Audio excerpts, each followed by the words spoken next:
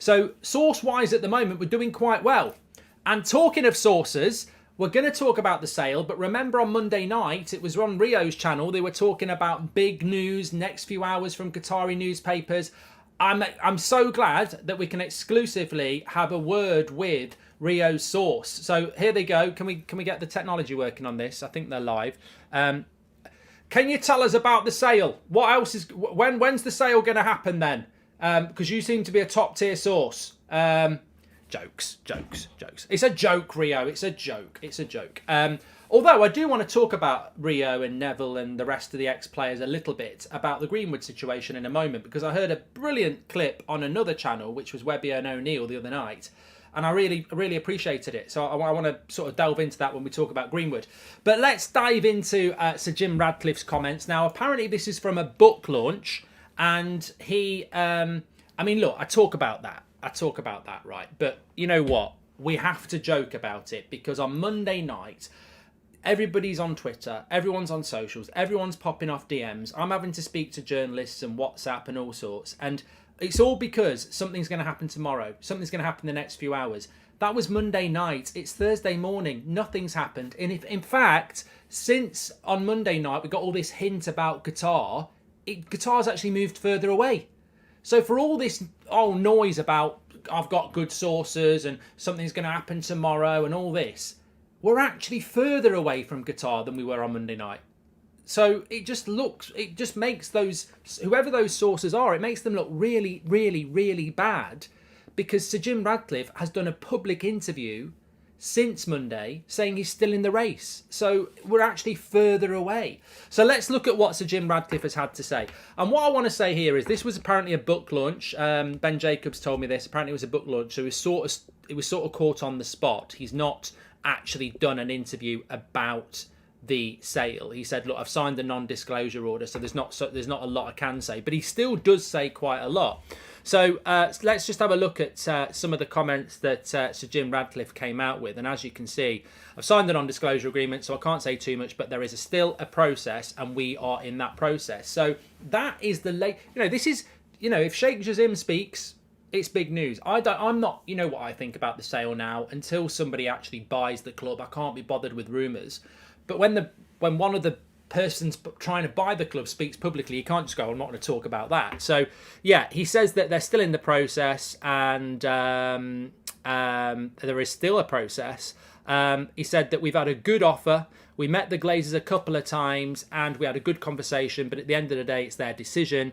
We would still very much like to do it. I also believe we have done a good job and do it for the right reasons. And that's obviously still in there.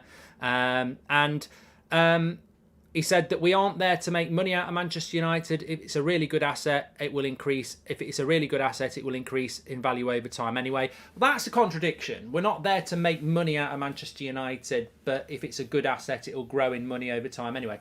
That's like me buying a house in a nice area that needs a bit of work. It's always going to hold its value, and if I put a bit of work into it, it's going to increase in value. So, let's not pretend that it's not. He was asked about the naming rights. He says, look, that would be a commercial opportunity, and hearsay. We wouldn't do that. It will also always be Old Trafford. And then he said that in relation to Manchester United, they don't make them anymore. These types of clubs, it's like art or areas like that, when you have special things and their value continues to pick up over time because they are very special and rare. I don't like throwing money away or losing money. Look, I think he was sort of caught on the top on the hop a little bit, but ultimately Sir Jim Ratcliffe is still in the race. That's the breaking news. That's big. If Rio on his video and Qatar newspapers on Monday night had said we've heard from our source there's going to be a big update from Sir Jim, I would have gone, well, that is a big update. But then again, he's given that unprompted in an interview, so that's not source information. That's coming in from Sir Jim. This is the most significant update we've had on a sale in quite a while, and I don't like to admit it, but it is. And some of the comments, there's two things that resonated with me from this interview.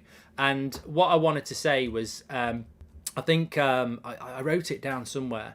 So this is what he said about owning a football club. It says it's one of our key interests. Get the lads in the pub, And football is one of the 2 or 3 subjects we talk about. It's football. We've worked really hard all our lives. Now we've made a bit of money, so you're allowed to have some fun. So as long as it's sensible economically. I mean, that terrifies me. And I don't know how in touch Sir Jim Ratcliffe actually is. Welcome to the Members Club, Danny.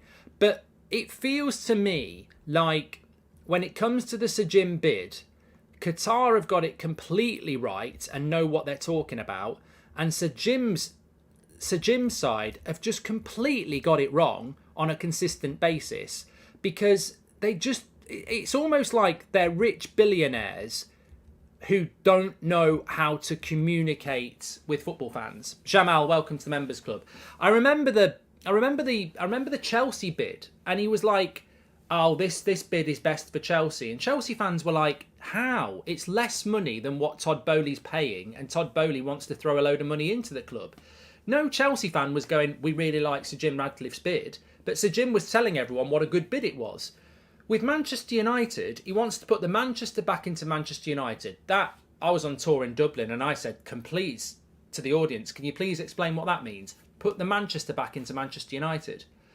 Our football club is huge because of the fans that aren't from Manchester. The fan base gets that. You know, we have the match-going fans, we have the Manchester fans, we have the worldwide fans. We're a huge community of diversity. What does putting the Manchester back into Manchester United actually mean? It's divisive. It's odd. It's weird. What does it mean to Jim? We've never had clarity on that. And then we're getting another comment about, you know, all we talk about down the pub is football. We've worked hard. We deserve a football club so we can enjoy it and have a bit of fun. But obviously, economically, it's got to make sense. So you're buying Man United because you've worked hard, you want a bit of fun with the lads, and a football club would be fun to own. I like a bit of fun. I like a bit of fun. Get me on a couple of Peronis down the road, and I'm a right laugh. You know, put a jukebox there, and we'll be dancing to Dancing Queen. But that's a song by ABBA. But I tell you what, give me the Manchester United job, and it ain't fun. When you're passionate about something, it isn't fun. If I'm playing up front for Manchester United, it's not fun. I want to score. I want to win. If I own Manchester United, it's not a bit of fun. I'm not going down the pub with the lads and saying, hey, should we put Harry Maguire in the reserves? How's about I play up front next week? It's not fun. This job's not fun. Supporting Manchester United's not been fun for the last 10 years. Manchester United needs somebody to take hold of the club who cares about it, is passionate. It's not fun. It's not a chat down the pub. It's not a bit of fun because you've worked hard and you're a billionaire. It's hard work. It's big decisions. It's ruthlessness. You know, it's absolute drive to be the best. It's not fun. It's not fun. But you know what? Sir Jim Ratcliffe's a billionaire, and he'd sit there and say, I know a lot more about business than all of you lot, and he certainly does. But I just think the way he comes across terrifies me. What is his personality? Because some of the things that are coming out of his camp terrify me. Oh, it's a bit of fun. We've worked hard. We deserve a football club. Bit of fun. Put the Manchester back into Manchester United. There are rich people out there, and I'm sure you've met them, and you sort of go, they must be very good at the thing that makes them make money, because personality-wise, they are completely out of touch with 95% of this world. 95% of this world aren't rich. Probably more than that. You know, you go down the pub, I can go in a Wetherspoons, I can go in a McDonald's, you know, and I can converse with people, and I'm sure you can. It's called people skills. I'm not bigging mine up and I'm not bigging yours up. It just feels like the Sir Jim Ratcliffe bid completely misses the boat. It completely doesn't get the fans. It's almost like, I put a little gif on Twitter this morning about the down the pub thing, and it's like, you know, we just want to have a bit of fun. It's like the David Brent from The Office, isn't it? We just want to have a bit of fun. They won't remember what I said about that. You know, it's like treating us like mushrooms again. And I'll tell you what, there's way more passion, education, knowledge in the Man United fan base than there is in any prospective owner I've seen at the moment. So, you know what, you need the fans, and at the moment I don't feel like Sir Jim has the fans.